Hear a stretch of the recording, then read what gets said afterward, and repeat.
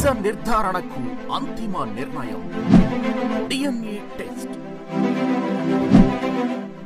ఉన్నది ఉన్నట్లుగా వాస్తవాలను శోధించి వివరించే మన DNA టీవీ, మన రాష్ట్రం, మన ఛానల్.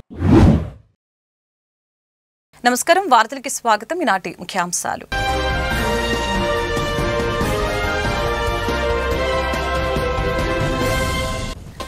రాజధాని అమరావతి నిర్మాణం ద్వారా ఆంధ్ర యువతకు పెద్ద ఎత్తున ఉపాధి అవకాశాలు కల్పించడమే తమ లక్ష్యమని సీఎం చంద్రబాబు వెల్లడి. నెల్లూరు జిల్లాలో 11 MSME పార్కులను ప్రారంభించిన చంద్రబాబు రాజధాని స్వచ్ఛందంగా ఇచ్చిన రైతులను కోటీశ్వరులను చేస్తున్నామని సీఎం వెల్లడి.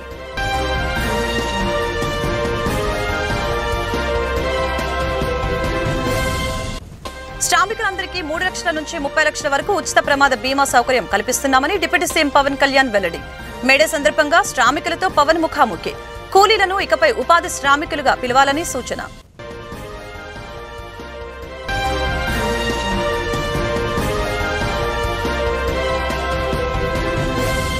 ఏపీలో మోడీ షెడ్యూల్ ఖరారు. మే 2న మధ్యాహ్నం 2:55 గన్నవరం ఎయిర్పోర్టుకి చేరుకోనున్న మోదీ. గన్నవరం విమానాశ్రయంలో మోదీకి మంత్రులు, కూటమి నేతలు స్వాగతం పలకనున్న వైనం. రాజధాని అమరావతి నిర్మాణం ద్వారా ఆంధ్ర యువతకు పెద్ద ఎత్తున ఉపాధి అవకాశాలు కల్పించడమే తమ లక్ష్యమని సీఎం చంద్రబాబు పేర్కొన్నారు. రాజధాని నిర్మాణం కోసం రైతులు స్వచ్ఛందంగా తమ భూములను ప్రభుత్వానికి అప్పగించారని గుర్తు చేశారు. ఈ భూములను అభివృద్ధి చేసి కొంత భాగాన్ని తిరిగి రైతులకు ఇవ్వడం ద్వారా వారిని కోటీశ్వరులను చేస్తున్నామని తెలిపారు. యువకులందరికీ విజ్ఞప్తి చేస్తున్నాం, ఉద్యోగాలు కావాలి, ప్రైవేట్ ఉద్యోగాలు రావాలి. అందుకే 20 లక్షల మందికి ఉపాధి కల్పిస్తానని చెప్పాం.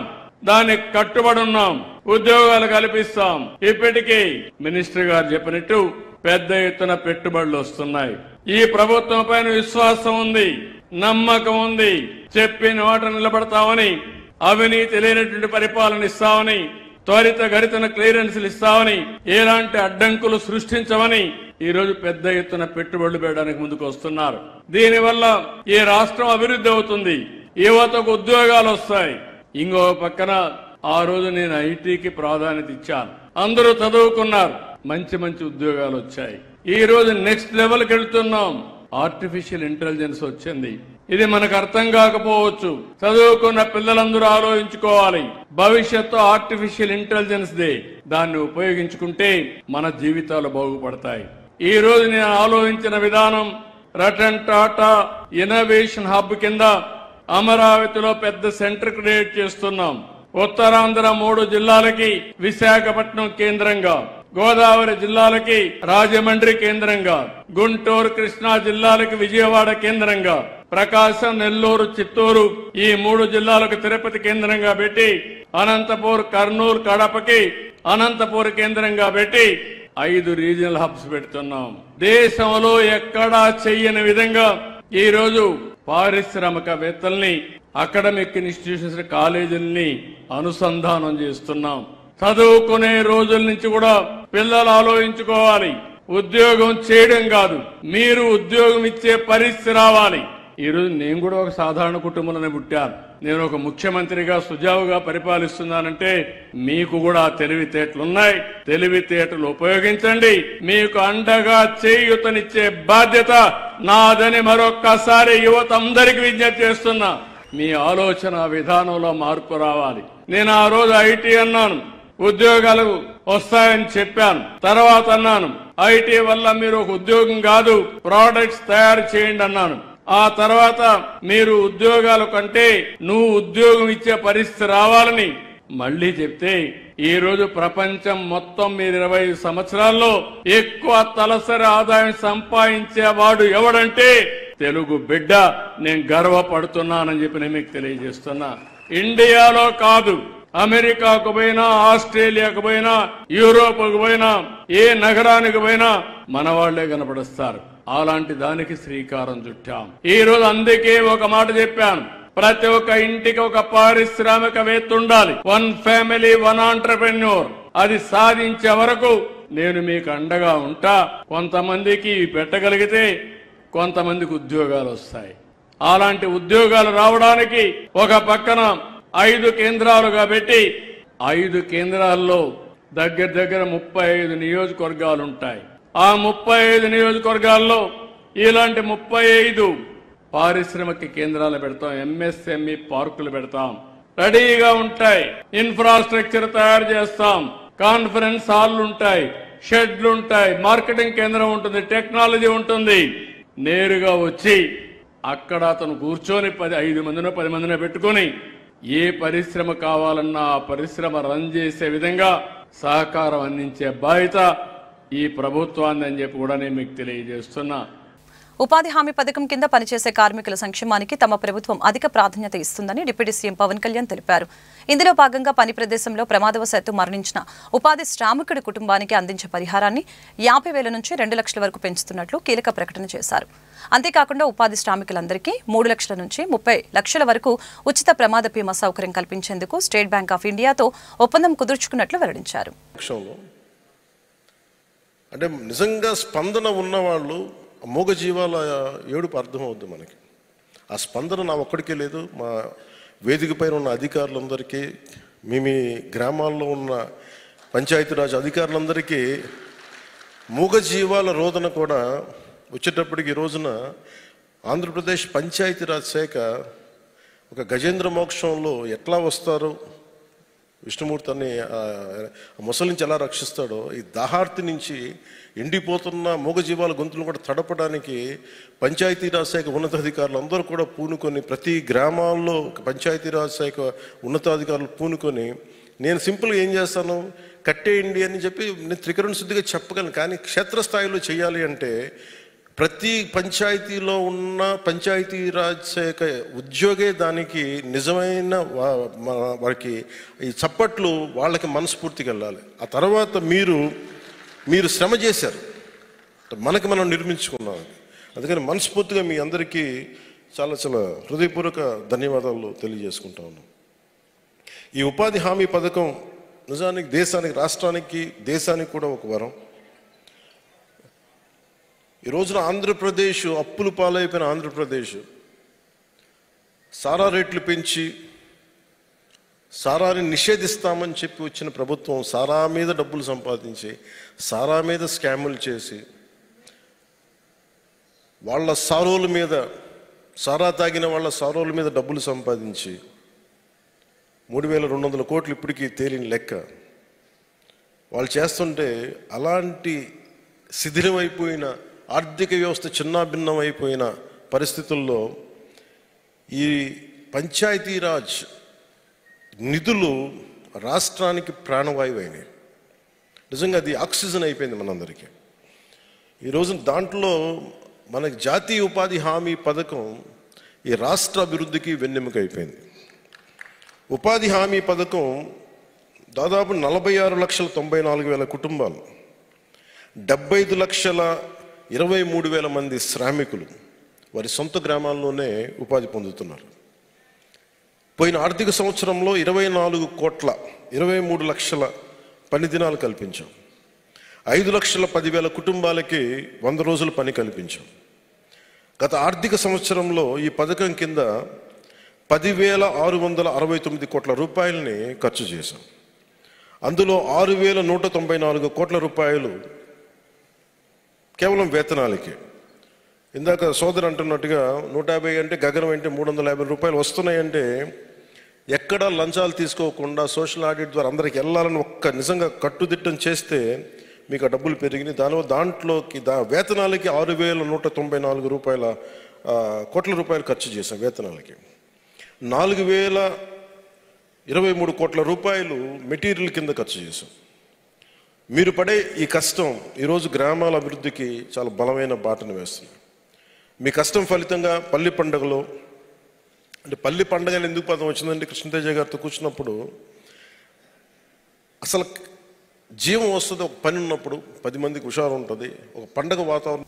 ఏపీలో ప్రధాని మోదీ పర్యటన షెడ్యూల్ విడుదలైంది. మే 2 మధ్యాహ్నం 2:55 మోదీ గన్నవరం ఎయిర్పోర్టుకు చేరుకుంటారు.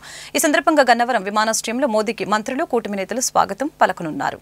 వెస్ట్ ఎమ్మెల్యే కార్యాలయంలో జరిగిన కార్యకర్తల సమావేశంలో పాల్గొన్న ఎమ్మెల్యే అమర్నాథ్ రెడ్డి, ఎమ్మెల్యే గల్లా మాధవి ఈ సందర్భంగా మాట్లాడారు. గుంటూరు నుంచి సుమారు 60,000 మంది సభకు రానున్నట్లు తెలిపారు. వారికి కావాల్సిన ట్రాన్స్పోర్టేషన్, భోజనం, మంచినీరు అందిస్తున్నట్లు తెలియజేశారు.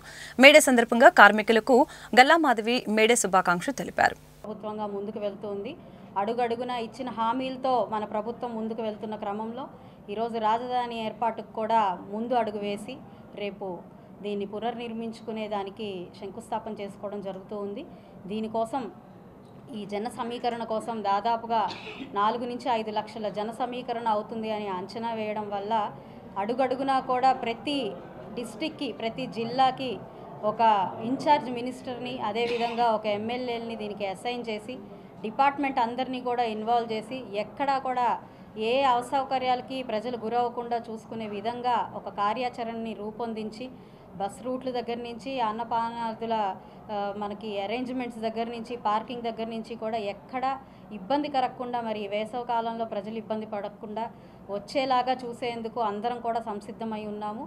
అందరూ చాలా స్వచ్ఛందంగా ఈ యొక్క కార్యక్రమానికి వచ్చి ఈ ఆంధ్ర రాష్ట్ర అభివృద్ధి కోసం పాటుపడుతున్న చంద్రబాబు నాయుడు గారు, అదేవిధంగా కూటమి ప్రభుత్వ నాయకుల యొక్క కృషిని ప్రశంసించడం కోసం రేపు అందరూ కూడా రానున్నారు. చాలా విజయవంతం అవ్వాలి అని చెప్పి మేము అందరం కూడా కోరుకుంటున్నాం.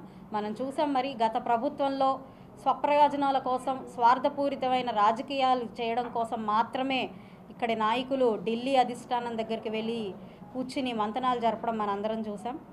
మరి మన కూటమి ప్రభుత్వం ఏర్పడినప్పటి నుంచి కూడా ఈ ఆంధ్ర రాష్ట్ర అభివృద్ధి కోసం ఢిల్లీ నాయకుల్ని ఆంధ్ర రాష్ట్రానికి తరలి తీసుకొస్తున్న మన నాయకుల్ని చూస్తున్నాం. దీన్ని నిబద్ధతతో కూడిన ప్రభుత్వం అని చెప్పడంలో ఏమాత్రం సందేహం లేదు. దీనికి తార్కాణం ఇదే. రానున్న రోజుల్లో అత్యంత త్వరితగతిన మన ఈ రాజధానిని నిర్మించుకొని మనం అందరూ ఆంధ్ర రాష్ట్ర ప్రజలందరూ కూడా ఒక సంక్షేమం, అదేవిధంగా అభివృద్ధి పదంలోకి ముందుకు దూసుకువెళ్తాము అన్న దాంట్లో ఏమాత్రం అనుమానం లేదు, సందేహం లేదు. వచ్చే 10 సంవత్సరాలు కూడా మన ఆంధ్ర రాష్ట్రం మిగతా భారతదేశం మొత్తంలో కూడా తలమానికంగా నిలుస్తుంది. ప్రపంచ దేశాలన్నీ కూడా మన ఆంధ్ర రాష్ట్రం వైపు చూస్తూ ఆదర్శంగా తీసుకునే పరిస్థితులు ఇక్కడి నుంచి నెలకొంటాయి. మరి ఈరోజు గుంటూరు పశ్చిమ నియోజకవర్గం నుంచి దాదాపుగా 30,000 మంది ప్రజలందరూ కూడా ఈ రేపు కార్యక్రమానికి హాజరవుతున్నట్లుగా అంచనాలు వేసుకోవడం జరిగింది. మేమందరం కూడా వాటన్నిటికీ బస్సులు, అన్నపానాదులు అందరూ ఎలా చేయాలి అనేది ఒక కార్య ఆచరణ కోసం ఈరోజు అందరం ఏర్పాటయ్యి రేపు అమరావతిలో జరగబోయే ప్రధానమంత్రి నరేంద్ర మోదీ పర్యటనను విజయవంతం చేయాలని భారతీయ జనతా పార్టీ నేతలు పిలుపునిచ్చారు. ఈ మేరకు చంద్రమౌళి నగర్లోని పార్టీ కార్యాలయంలో బీజేపీ రాష్ట్ర అధికార ప్రతినిధి వల్లూరు జయప్రకాష్, పార్టీ జిల్లా అధ్యక్షులు తిరుపతిరావు మీడియాతో మాట్లాడారు. అమరావతి రాజధానిలో 1,00,000 కోట్లకు పైగా శంకుస్థాపనలు, ప్రారంభోత్సవాలు ప్రధాని మోదీ చేతుల మీదుగా జరుగుతాయని చెప్పారు. నరేంద్ర మోదీ పర్యటనకు ప్రజలు పెద్ద సంఖ్యలో తరలివచ్చి విజయవంతం చేయాలని కోరారు. సాధ్యపడదు కాబట్టి అక్కడ ఉన్నటువంటి పరిస్థితుల్లో ఇన్ఫ్రాస్ట్రక్చర్లో భాగంగా రోడ్ల నిర్మాణం, అదేవిధంగా అండర్ గ్రౌండ్ డ్రైనేజు అంతా కూడా ఎలక్ట్రిఫికేషన్ చేయటము, గత పాలకులు ఏదైతే అంతకుముందు జరిగినటువంటి నిర్మాణాలని చెడుదో పక్కదో పట్టించారో వాటన్నిటిని కూడా మళ్ళీ పునర్నిర్మాణం చేసుకుంటూ ముందుకు వెళ్తున్నటువంటి పరిస్థితి. వీటన్నిటి కోసం సుమారుగా 48,000 కోట్ల రూపాయలకు సంబంధించినటువంటి 49,000 కోట్ల రూపాయలకు సంబంధించినటువంటి కొత్తగా జరిగేటటువంటి శంకుస్థాపనలు ఆ అమరావతి ప్రాంతంలో జరగబోతూ ఉంది. మనం చూసాం గతంలో ఉన్నటువంటి 2014 నుంచి 19 దాకా ఆ రోజు ఉన్నటువంటి ఉమ్మడి ప్రభుత్వం మీద 18 దాకా ఉన్నటువంటి ఉమ్మడి ప్రభుత్వంలోనే అమరావతిని స్మార్ట్ సిటీగా మనం ప్రకటించాం. ఆ రోజునే అండర్ గ్రౌండ్ డ్రైనేజ్ కోసం అని చెప్పి 550 కోట్ల రూపాయలని ఆ ప్రాంతంలో ఇవ్వడం జరిగింది. ఇది కాకుండా 2,500 కోట్ల రూపాయలని ఆ రోజు రాజధాని నిర్మాణం కోసం కేంద్ర ప్రభుత్వం మన రాష్ట్రానికి ఇవ్వడం జరిగింది. ఇప్పుడు కనుక చూసుకున్నట్లయితే మరో 15,000 కోట్ల రూపాయలని కేంద్ర ప్రభుత్వం గ్రాంట్గా ఇస్తూ, అదేవిధంగా హడ్కో ద్వారా రుణాలను ఇప్పిస్తూ, అదేవిధంగా వరల్డ్ బ్యాంక్ ద్వారా ఇచ్చేటటువంటి రుణాలకు కూడా పూర్తి బాధ్యత కేంద్ర ప్రభుత్వమే దాన్ని మళ్ళీ రీపేమెంట్ కోసం ఆప్షన్గా కేంద్ర ప్రభుత్వమే భరోసా ఇస్తూ ఇవాళ ముందుకు తీసుకెళ్తున్నటువంటి పరిస్థితి. ఈ రకంగా మన రాజధానిని మనం నిర్మాణం చేసుకోవాలని చెప్పి ఇటువంటి క్లిష్ట పరిస్థితుల్లో మనం ఇవాళ దేశంలో ఉన్నటువంటి పరిస్థితులు మనందరికీ కూడా తెలుసు. పెహల్గాంలో జరిగినటువంటి ఇన్సిడెంట్ తర్వాత దేశమంతా కూడా ఒక భయంకరమైనటువంటి పరిస్థితి, అందరూ కూడా ఒక బాధాతప్త హృదయాలతో ఉన్నటువంటి పరిస్థితి. ఇటువంటి పరిస్థితుల్లో కూడా ఇటువంటి కష్టకాలంలో కూడా మేమున్నాం, ఇచ్చినటువంటి మాటని నిలబెట్టుకుంటామని చెప్పి ఇవాళ కూటమి ప్రభుత్వం, ఎన్డీఏ ప్రభుత్వం రాష్ట్రంలో చంద్రబాబు నాయుడు గారి ఆధ్వర్యంలో రాష్ట్రం అంతా కూడా అభివృద్ధి చెందుతున్న దిశగా ఈ ప్రాంతం నుంచి నరేంద్ర మోదీ గారు అనేక ప్రాజెక్టులను కూడా రేపొద్దున శంకుస్థాపనలతో పాటుగా ఇనాగ్రేషన్ చేయబోతా ఉన్నారు. ముఖ్యంగా మనం చెప్పుకున్నట్టయితే మన పక్కన ఉన్నటువంటి కృష్ణా జిల్లాలో సంబంధించిన నాగాయలంకలో 1500 కోట్ల రూపాయలతోటి నిర్మించేటటువంటి డిఆర్డిఏ ప్రాజెక్ట్ని ఇనాగ్రేట్ చేయబోతా ఉన్నారు. అదంతా కూడా కంప్లీషన్ అయిపోయింది. అదేవిధంగా 7 నేషనల్ హైవేస్ సుమారుగా దాని మీద 5500 కోట్ల రూపాయలు ఇప్పటికే దాని మీద ఆల్మోస్ట్ కంప్లీట్ అయిపోతున్న దశలో ఆ 7 ప్రాజెక్టులను కూడా జిల్లా వైసీపీ కార్యాలయంలో మేడే వేడుకలను ఉత్సాహంగా నిర్వహించారు. ఈ కార్యక్రమంలో పల్నాడు గుంటూరు జిల్లా party regional coordinator Modugula Venugopal Reddy ముఖ్య అతిథిగా హాజరై పార్టీ జెండాను ఆవిష్కరించారు. ఈ కార్యక్రమంలో డిప్యూటీ మేయర్ డైమండ్ బాబు, వైఎస్ఆర్సీపీ నేతలు పాల్గొన్నారు. ఎన్డీఏ కూటమి ప్రభుత్వంలో కార్మికులు అనేక విధాలుగా ఇబ్బందులు పడ్డారని చెప్పారు. కార్మికుల సమస్యల పరిష్కారం కోసం త్వరలో పోరాటాలు చేస్తామని సందర్భంగా తెలిపారు. వైఎస్ఆర్టీసీలోనే ఉంది యువజన శ్రామిక రైతు పార్టీ.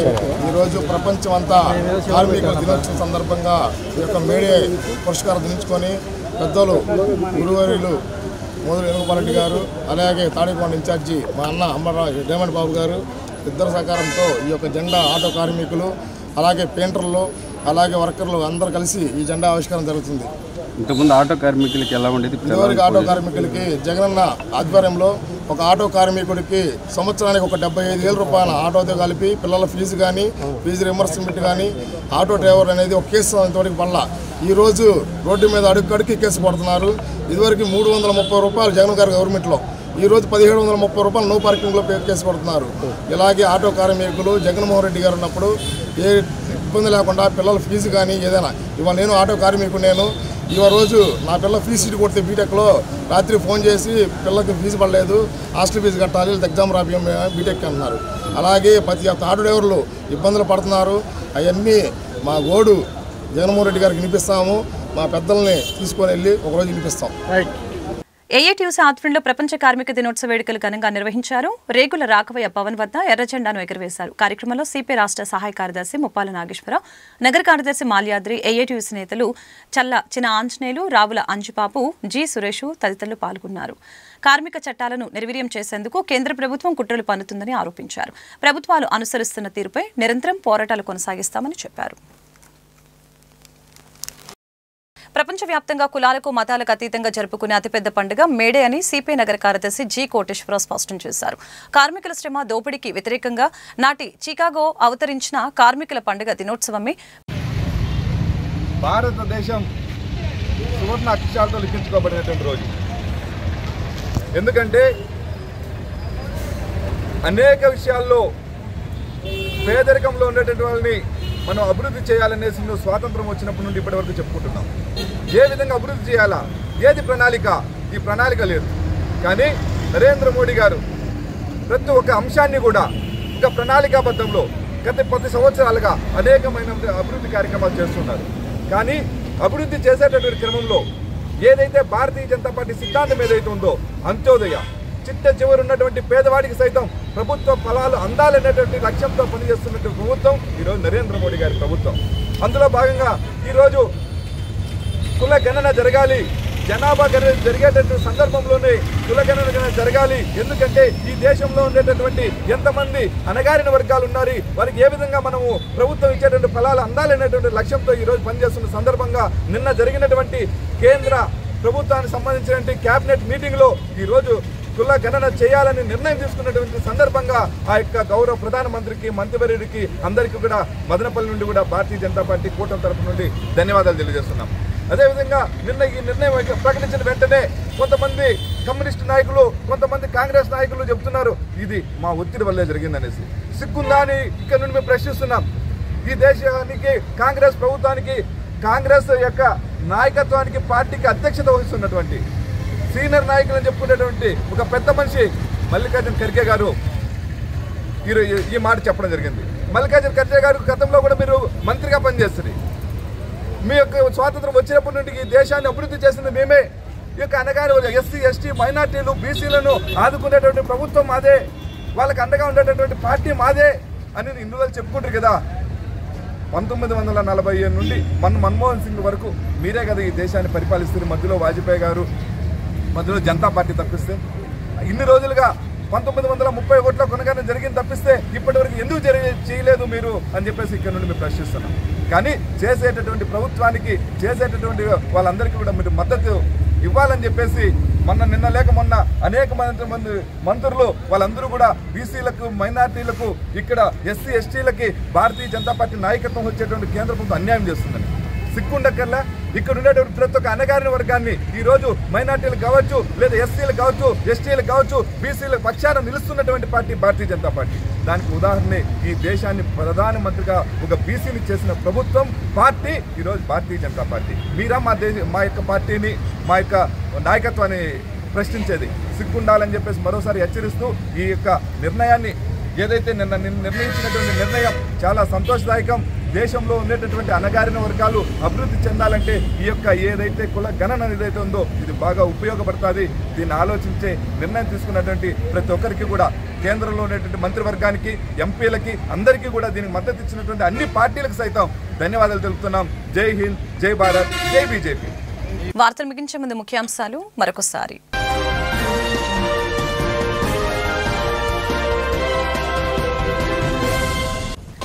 రాజధాని అమరావతి నిర్మాణం ద్వారా ఆంధ్ర యువతకు పెద్ద ఎత్తున ఉపాధి అవకాశాలు కల్పించడమే తమ లక్ష్యమని సీఎం చంద్రబాబు వెల్లడి. నెల్లూరు జిల్లాలో 11 ఎంఎస్ఎంఈ పార్కులను ప్రారంభించిన చంద్రబాబు రాజధాని స్వచ్ఛందంగా ఇచ్చిన రైతులను కోటీశ్వరులను చేస్తున్నామని సీఎం వెల్లడి.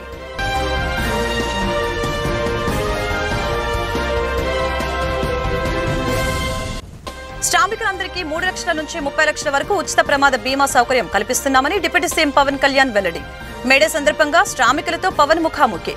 కూలీలను ఇకపై ఉపాధి శ్రామికులుగా పిలవాలని సూచన.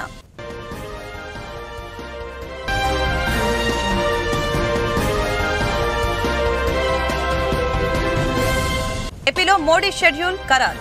మే 2న మధ్యాహ్నం 2:55 గన్నవరం ఎయిర్పోర్టుకి చేరుకోనున్న మోదీ. గన్నవరం విమానాశ్రయంలో మోదీకి మంత్రులు, కూటమి నేతలు స్వాగతం పలకనున్న వైనం. ఈ వార్తలు ఇంతటితో సమాప్తం. మరొక బులెటిన్లో మళ్ళీ కలుద్దాం. నమస్కారం.